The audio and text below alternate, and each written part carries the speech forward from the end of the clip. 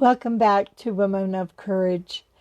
We had a visitor to our museum recently. Her name is Linda Oakes. She and her husband provide honey for the museum bookstore, and we were talking about her mother, who I happen to know of. I didn't know her really personally, but everybody my age seemed to know who Amy Pope was, and I asked her if she could help me to be able to get some information about Amy and tell her story. Amy passed away this year in the early months of the year, and I just thought it would be really fun to tell her story.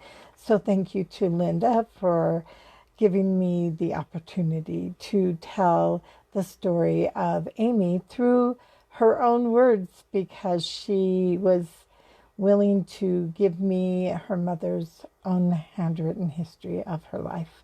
And so I hope you enjoy this segment today as we talk about Amy Gardiner Pope Johnston, a remarkable and courageous woman from the Uintah County. I'm going to flip the camera, and there's a picture of Amy when she was young. What a lovely smile. The very first paragraph in her history reads, "I was born March 2nd, 1923. Mother did not tell me any of details, but I'm sure she would have preferred a boy, as she had already had 3 girls, Emma 11, Mabel 5, and Florence 2. Frank, my only brother, was 8 at the time." Another detail lacking, but must have been present, the March wind. Surely I was born on a wind-tossed day. The wind has always been my lullaby, and regardless of how the day went, somehow everything would be right if the wind blew. The old house I was born in is still standing, although renovated, at 2539 South Vernal Avenue. She goes on to say that her mother chose her name to be Edith. But when her father gave her name blessing, without her mother's knowledge, he changed her name to Amy. And she was known as Amy the rest of her life. She talks about things that occurred in her life, and I'm just going to tell you a few sketches as we go. When she was 3 months old, she got very ill. There was a man in the area. His name was Abner Richens, and he was known for being having the gift of healing. A little different than I would think of the word of gift of healing. He was just known as the healer in the area. He used home remedies and would go out and not bless them, but use remedies that he had. And he seemed to have really good success. And he came to her home, and he was able to use his skills, and she got better. She says that one of her earliest recollections was at home was of the kitchen. The huge, majestic range was the center of family life. The stove took up most of the north wall, and it was the center of activity. Mother used to keep an armed rocker by the round oak table that could be pulled up to rest your feet on the oven door. In wintertime, we waited for Mother to build the fire so we could dress on the oven door. We sat on the reservoir to get warm, and we stood on the reservoir to watch for the bus by looking out the back door transom. It toasted wonderful homemade bread, and oh, the most wonderful food Mother cooked on that stove. There was lamb stew with curry, rabbit pie, and flaky crust, baked fish from the Green River. She calls them faggots when Father killed a pig, and chicken and dumplings along with Yorkshire pudding. she talks a little bit about Christmases and how they had this lantern that would shimmer in all the transforming of their beautiful homemade ornaments that they made, and also they would use tin foil. She called it tin foil, not aluminum foil icicles, and how it would transform the room. She tells the time that she got a doll. It was the only doll that she remembers ever having purchased for her a real doll. She said she had hundreds of paper dolls, but this was the only doll she remembers that was ever purchased for her. She also talks about making corn shuck dolls that they would make out of the corn in her life, and so they came up with really fun ways of playing. But this was, she remembers that one doll because it was one that was purchased for her.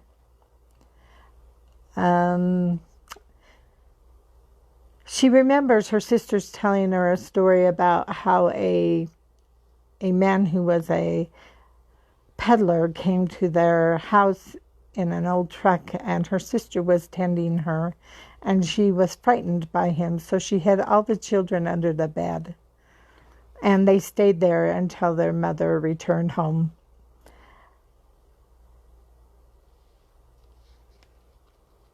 She talks about how that one lantern that would make Christmas so beautiful was used for many reasons. It was used when someone was ill, and it was always pulled very close so that they could do studying with that light, which was not as bright as other lights. She said they had an Aladdin lamp that was much more capable of giving out a lot of light, but the one that they studied by was the softer light of the lantern they used at Christmas time. Her oldest sister Emma was married when she was 6 years old, and she remembers she wore a brown silk dress, and how her mother made a dinner of oyster soup with oyster crackers, which reminds me so much of my own family. My parents loved oyster soup and oyster crackers, and she would be a contemporary of my own parents. She said that Florence, who was 2 years older than her, they walked to school in striped bib overalls, which they wore over their dresses in the winter when it was very cold. We would go past the woodpile, by the pig pen, over a board across the ditch, through a rather ordinary-looking back gate.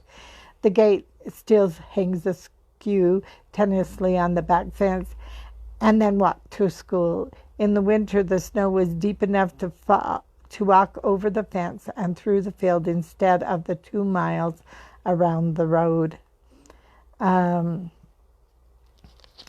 She talks about laying in the sawdust in the ice house when the temperatures outside got above 90 degrees, and it was a special treat, but it was forbidden. And so they had to be very careful if they tried to do that. This ice house was a source of water supply until the summer heat melted it away. And it was used for making delicious homemade ice cream. Every winter, the ice house was filled from the Calder's farm or pond, and the pond has a pretty fun history here in the Vernal area. She said the boiler was the greatest convenience they had. It had a reservoir attached to the coal stove, and it served many purposes. They would stand on it to get warm, and so they could also see out the back door. And they'd wait for the bus on that transom, on that boiler. She said her father had a front gate that she has no idea where he came up with the idea. It was 7 or 8 feet tall, a masterpiece of carpentry and metal, and it always looked a misfit in the combination of wire fence. So she even wrote a poem about it. She wrote, "At evening dusk I stop at towering gate, stately misfit in barbed wire fence. Metal latch, antique, rusted, slips into the sentinel post, leads me back to childhood home." They, of course, had their garden, and they all learned to love farm work and to work hard. So she had a very normal lifestyle for those days. I'm going to read a few things because it's so different than us.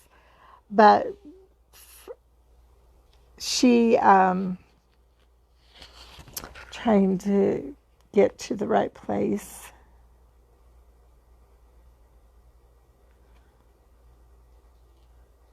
She said that she hated horses. It was always hard to catch them, and it was difficult to get them to do what you wanted to do. So she actually preferred to walk, and they lived a fair distance from town, but they would walk into town and get their groceries and walk back home rather than get the horses. She just said she never felt really comfortable with them. She got a little bit older. She did have a chore where she had to ride a horse, and she said the only good part about that was that she could sit and read by the stream while she was doing whatever her duty, watching cows probably out there. She was able to enjoy. One of her sad memories came, Florence, her best friend and sister, 2 years older than her, died of, in the funeral announcement in the paper, it said it was pneumonia. In her story, that she called it pleurisy, and they both got it.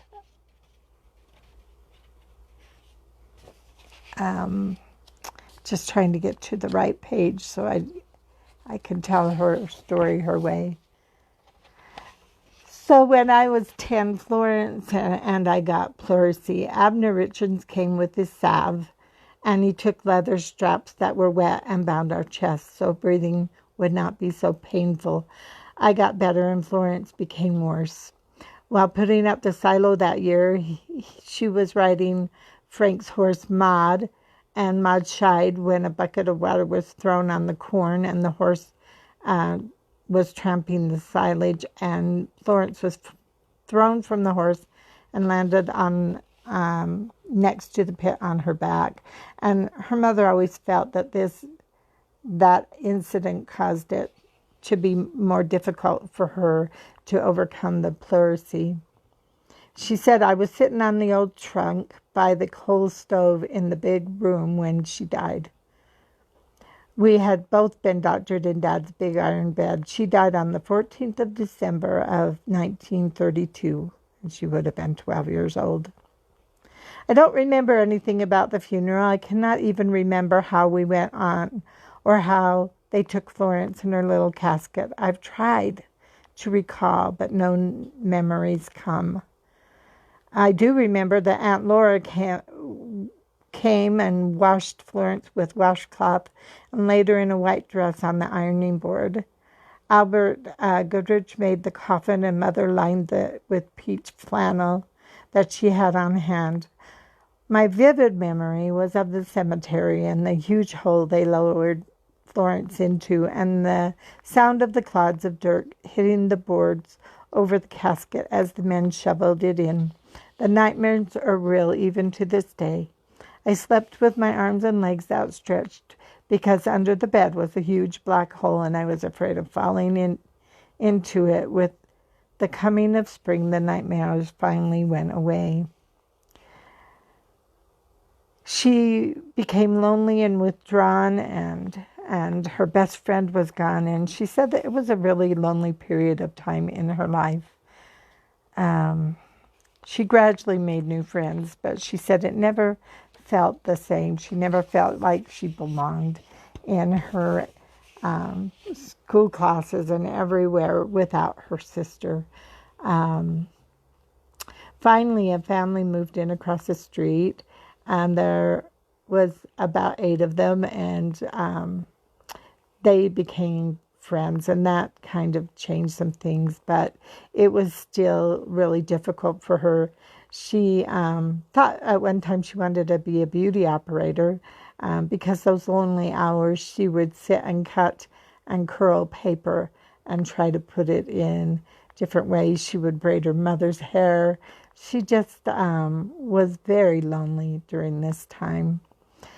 She does talk about the maypole at the Naples school, and one year how they were dressed in white dresses, and she had blue piping on hers around the necks and sleeves, and how much she loved that dress.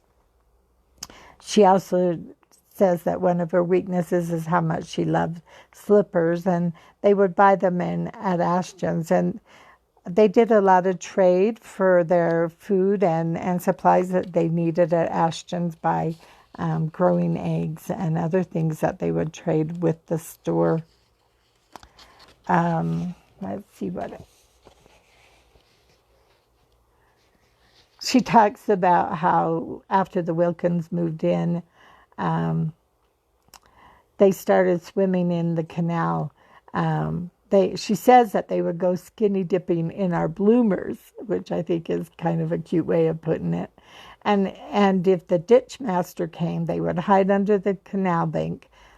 She says, I realize now that he knew we were there. He was just too nice to spoil our fun because they weren't supposed to be swimming in the canals.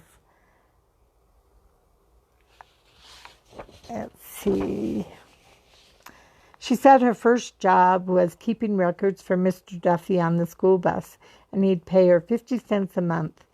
I can't believe what we could buy. I could buy all my own school supplies and bought my very first silk stockings and things like that just from her 50 cents a month small job that she had there. She said, I thought it was interesting that money was scarce in Depression days, but pleasure was not. We always had a crock full of lazy housewife pickles, homemade bread, butter, cream cheese, and rabbit stew. It was a heavenly delight. So she, again, like many of the people that I've known that had farms or were self-sufficient in their living in those days, didn't suffer from the Depression as much as those that lived in the city. Let's see.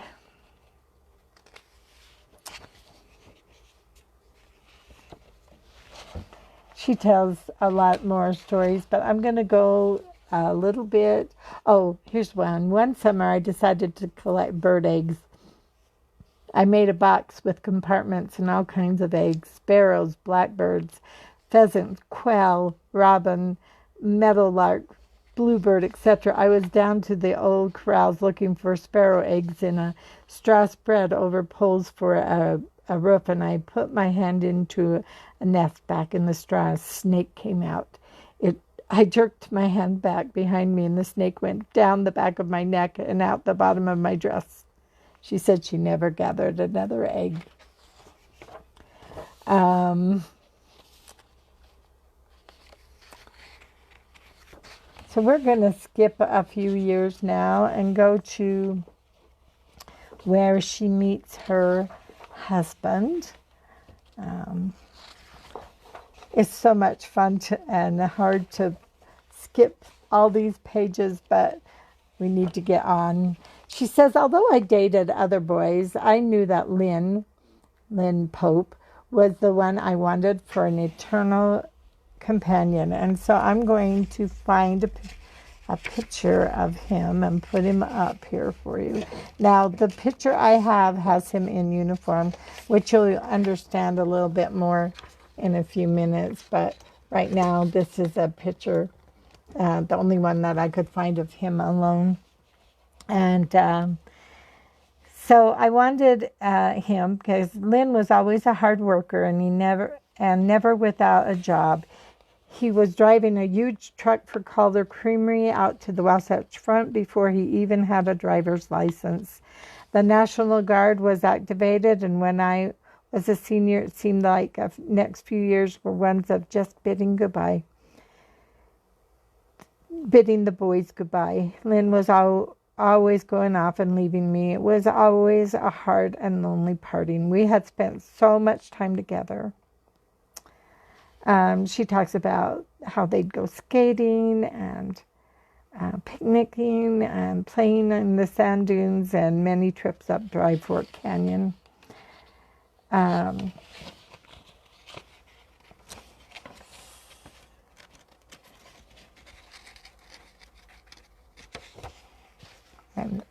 not getting, yeah, that's the next page.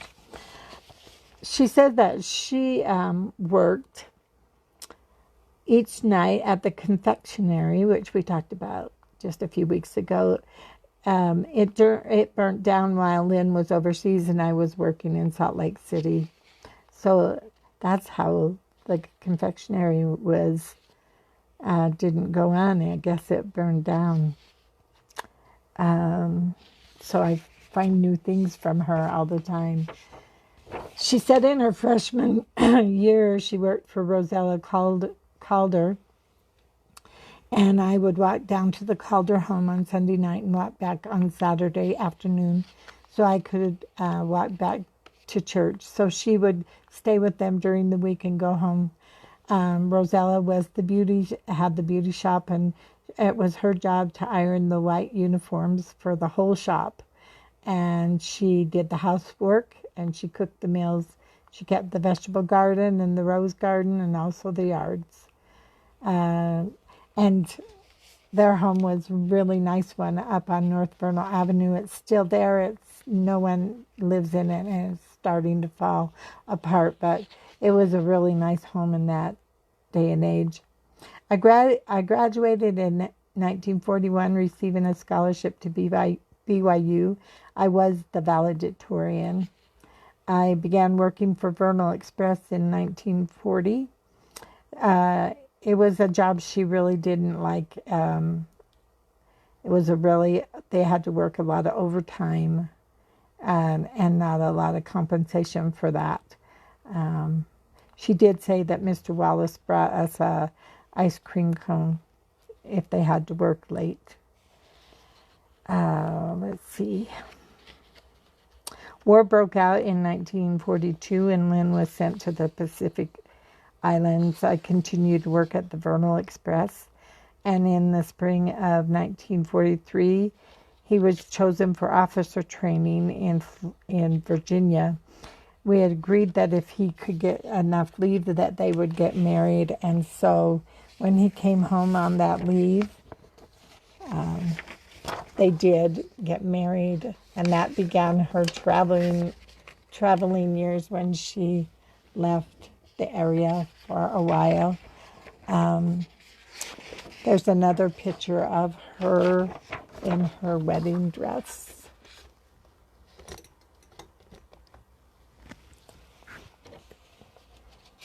So that began a time when she would spend as much time with him as she could, and they traveled to quite a few different areas until in October, Lynn was sent, and I'm looking for the year, 43. He was sent to the European theater, and when the train moved out, I was very lonely, and a long way from home. I came to Denver by train and on to Vernal by bus. There was nothing in Vernal for me, so she went to Salt Lake, and she became a delivery boy, is what she called herself. She worked for General Motors, and of course that was back in the days when women had to take over the men's work. She found that very hard, so she changed her job and worked for Arden Dairy, which was a wholesale bookkeeper. until he came home in 1945. There was a time when he was with the 129th Division of Engineers on the Omaha Beach on D-Day, and that he was in the first wave of soldiers. And she knew he had been wounded before they ever let her know. When they sent her the telegram, everybody at General Motors was fearful for her because telegrams were bad news. But she said, "I'm not worried. He's okay." And he was. And he did go back to his regiment and finish in France. It was his job to clear the minefields and build bridges for the army to follow. And during those long months of fighting, only one man was wounded, and it was because he did not follow Lynn's orders. He led his men to the Ebbie River and the Aurora River, joining the Russian troops. His life was preserved through the war. He was a great soldier and a great example. They moved back to Vernal in September, and they lived in their a home and then built a home. And all her children, she had 5 children, were born there. And they had a great life. One of the things that she said they loved vacationing to exciting places, and they took many camping trips through the years. So Lynn worked for Frontier Airlines as an agent for many years, and eventually was transferred to Grand Junction. When they moved, he moved to Grand Junction. Well, he'd come home on the weekends, and eventually the family followed him down there.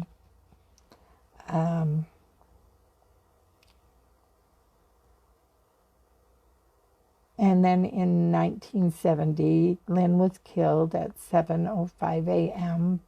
A man had been drinking all night and ran a stop sign and hit Lynn's car on the passenger side. It severed the aorta in his heart, and he died almost instantly. So she brought the children that weren't grown back to Vernal in 1971, and she began to work for the Civil Defense Office here in Vernal. They were very hard years. Her children were leaving, and it just got harder for her. There were times. She then worked for the Judge Service for 2 years at night, and then became a deputy auditor here at the courthouse in Uintah County. She worked there for 10 years. She said they had just gone to computer work, and it took her about 2 years to catch up with the computer. And she worked many long hours. And then after 10 years of being deputy, she ran for the office of auditor and was elected to 2 terms. She was the first auditor in Uintah County, and upon her retirement in 1990,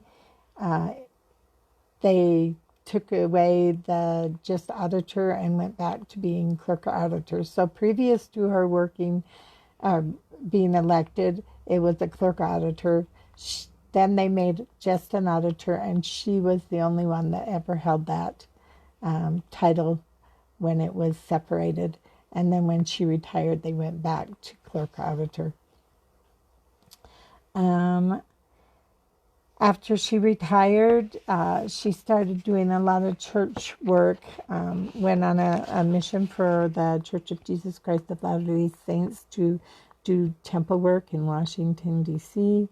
And then in those days, she met, later in 99, she met Amy Johnston, who had lost his wife, and they were married. They were able to travel and work in the temple, and eventually he passed away. And just this year, Amy passed away. I love her story. I really appreciate the family for letting me highlight her today. I I loved Amy from afar, and it was so much fun to be able to tell her story. I do want to take you in just for a moment. We're going through some of our, and remind everybody that I don't have any lights on here. The quilt show is on here in the museum. It will be the last week. We're not really sure what day they're going to pick it up, so if you want to see it, be sure to come and see it before Saturday. And we'll also be open to extended hours on Friday because of dinosaur days. So I hope to see you here in the museum, and we'll see you next week.